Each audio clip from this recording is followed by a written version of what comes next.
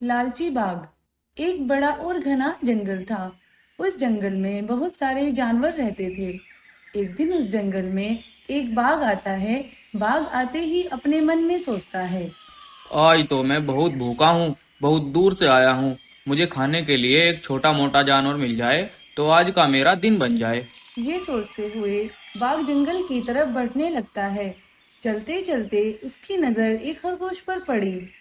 अरे वाह, क्या बात है। इसको अब मैं पेट भर के खाऊंगा। छोटा है बट आज के लिए मेरी भूख का काम तो हो जाएगा। ये सोचकर बाघ जोर जोर से दहाड़ने लगा। जैसे ही खरगोश ने बाघ को देखा और मन ही मन सोचने लगा। आज तो मुझे मरने से कोई नहीं रोक सकता। उसने तुरंत बाघ के पास जाकर बाघ से विनती की। महाराज, मुझे कृपया करके छोड़ दीजिए। अगर आपने मुझे मारा तो आपको पाप लगेगा। ये कैसी बातें कर रहे हो तुम? मुझे पाप पूप कुछ समझ नहीं आता। अब मैं तुम्हें खाकर अपनी भूख मिटाऊंगा। बाघ की बात सुनकर खरगोश समझ गया था अब उसके बचने का कोई चांस नहीं है। उसने दिमाग लगाया। तभी उसने बाघ से कहा। महाराज, ओ महाराज, मेरे पास एक तरकीब है। मैं आपको अपने दोस्त भालू के पास ले चलता हूँ। अगर आप हम दोनों को खाएंगे तो आपकी 2 दिन की भूख मरेगी, लेकिन मुझे खाकर तो आपका 1 दिन का ही इंतजाम होगा। मैं छोटा सा जो हूँ, मगर मेरा दोस्त भालू बहुत बड़ा है। बाघ को खरगोश की ये बात कुछ समझ में आई और बोला। अच्छा, ऐसी बात है तो चलो मैं तुम्हें और तुम्हारे दोस्त को साथ में ही खाऊंगा। ये सोचकर बाघ खरगोश के पीछे पीछे उसके दोस्त के पास चल दिया। थोड़ी ही दूर पहुंचकर खरगोश का दोस्त भालू मिला। खरगोश ने आंखों ही आंखों में भालू को सारी बात समझा दी और तभी वो महाराज से बोलता है। महाराज, ये रहा मेरा मोटा ताजा दोस्त भालू। आप हम दोनों को खा लीजिए। आपकी भूख बहुत देर के लिए शांत हो जाएगी। बाघ खरगोश की बात सुनकर खुश हो गया। हा, बेशक बेशक, मैं तुम दोनों को खाऊंगा। महाराज, ओ महाराज, मेरे पास आपके लिए एक बेहतरीन तरकीब है। मैं आपको अपने दोस्त गोरिल्ला के पास ले चलता हूँ। हम दोनों को खाकर तो आपका सिर्फ 2 दिन का ही काम होगा, लेकिन अगर आप गोरिल्ला को भी खाएंगे तो आपको 3 दिन तक कोई भोजन ढूंढने की जरूरत नहीं पड़ेगी। बाघ और लालच में आ गया। अरे वाह, एक और दोस्त। तुम तो बहुत अच्छे हो। हा, चलो तुम्हारे तीसरे दोस्त के पास चलते हैं। मैं तुम तीनों को साथ में ही खाऊंगा। हा। ये बोलकर बाघ खरगोश और भालू के पीछे चल दिया। थोड़ी ही दूर गोरिल्ला यानी भालू और खरगोश का दोस्त मिला। उन दोनों ने बातों ही बातों में गोरिल्ला को सारा प्लान समझा दिया। बाघ खरगोश भालू और गोरिल्ला को देखकर बहुत खुश था। खुश होकर बाघ बोलता है। हा, तैयार हो जाओ तुम तीनों। अब मैं तुम तीनों को खाऊंगा। तभी गोरिल्ला बोला। अरे महाराज, मेरी बात तो सुनिए। हम तीनों को खाकर क्या होगा? आपका मात्र 3-4 दिन के लिए भूख का इंतजाम होगा। मैं आपको बेहतरीन तरकीब बताता हूँ। मेरा दोस्त है हाथी, मोटा ताजा विशाल हाथी। अगर आपने उसको खा लिया ना, तो आपका कम से कम 1 हफ्ते का भूख का और शिकार का कोई सरदर्द ही नहीं होगा। आप आराम से बैठकर अपने भोजन को मजे से खाना। बाघ अब गोरिल्ला की बातों में आ गया। उसको लालच और ज्यादा बढ़ता जा रहा था। उसने सोचा। हाथी तो बहुत मोटा ताजा होता है। ये गोरिल्ला सही कह रहा है। मुझे अब हाथी के साथ साथ इन सब का शिकार कर लेना चाहिए। ये सोचकर वो खरगोश भालू और गोरिल्ला के पीछे पीछे हाथी की तरफ चल दिया। थोड़ी ही दूर पर हाथी भी मिल गया। बाघ हाथी को देखकर बहुत खुश हुआ। अब वो उन चारों को एक साथ खाना चाहता था, लेकिन उससे पहले हाथी बोला। महाराज, ओ महाराज, हम लोगों को खाकर तो आपका 1 ही हफ्ते का काम होगा। यहाँ पास में ही एक नदी है। उस नदी में जंगल के सारे जानवर आते हैं। आप आराम से महीने भर के लिए अपना शिकार आराम से ढूंढ सकते हैं। अब बाघ हाथी की बातों में और लालच में आ गया और बोला। क्या बात है। चलो फिर किस बात का इंतजार है। मैं जंगल के सभी जानवरों का शिकार एक साथ करूंगा और उन सबको एक साथ खाऊंगा। हा। हाथी भालू और वो दोनों बाघ को लेकर नदी की तरफ चलने लगा। दूर पर नदी आ गई। उस नदी में एक जगह ऐसी थी जहां बहुत गहराई थी। अगर कोई उस नदी में डूब जाता तो वे कभी बचकर बाहर नहीं आता। नदी पर पहुंचते ही हाथी ने बाघ को बोला। महाराज इधर आइए और यहाँ से देखिए, वहाँ आपको बहुत सारे जानवर मिलेंगे।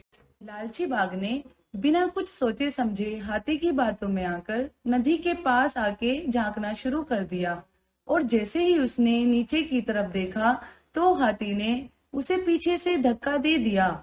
लालची बाघ सीधे जाकर गहरे पानी में गिर गया और फिर कभी वापस नहीं आ पाया।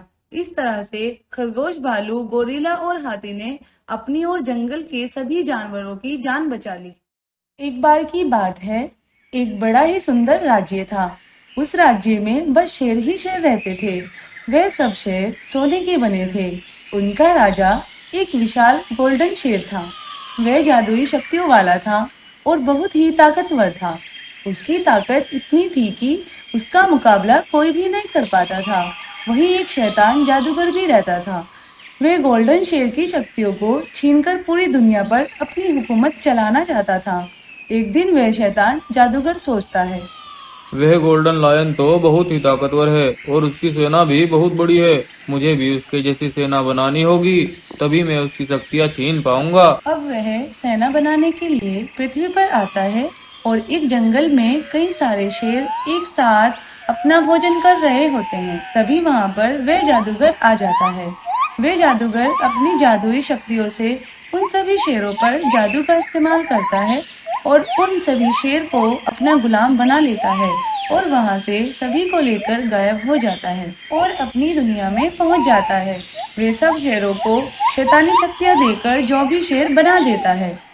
हा, अब मैं एक एक करके पृथ्वी के शेरों को उठा लूंगा और एक बड़ी सेना बनाकर गोल्डन शेर को मार दूंगा और उसकी सारी शक्तियाँ छीन लूंगा। हा।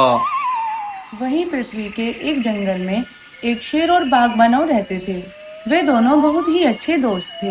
वे दोनों जंगल में एक साथ घूमते थे। बाघ मानव शेर की पीठ पर बैठकर सवारी करता था और दोनों ही बहुत ही खुश थे। बाघ मानव जादुई शक्तियों वाला था, लेकिन उसे इस बात का जरा भी घमंड नहीं था।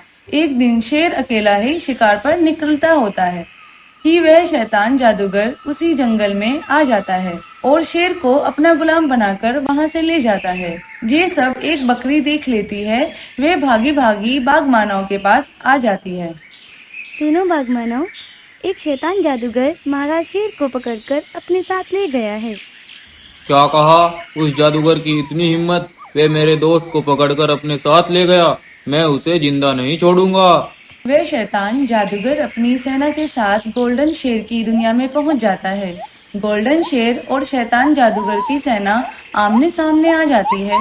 पृथ्वी लोक पर बाघ मानव अपनी शक्तियों से सारा माजरा जान लेता है। अरे, मेरे दोस्त की जान खतरे में है, मुझे जल्दी से जाना होगा। वे दुष्ट जादूगर बहुत ज्यादा शक्तिशाली हो गया था और वह और उसकी सेना गोल्डन शेर और उसकी सेना को कैद कर लेते हैं। हा, मुझे जल्दी से अपनी सारी शक्तियाँ दे दो गोल्डन शेर, नहीं तो मैं तुम्हारी पूरी सेना को खत्म कर दूंगा। हा। नहीं, मैं ऐसा कभी नहीं करूंगा। चाहे तो तुम हम सबको मार डालो, लेकिन हम तुम्हें शक्तियाँ देकर इस दुनिया को मुसीबत में नहीं डाल सकते हैं। तो फिर ठीक है, मैं अपने साथ आए इन सभी शेरों को मार डालूंगा। ये सब मेरे बस में है, ये सब निर्दोष है, पर ये तुम्हारी वजह से मारे जाएंगे। अब गोल्डन शेर सोच में पड़ जाता है। ये कैसी मुसीबत में फंस गया हूँ मैं।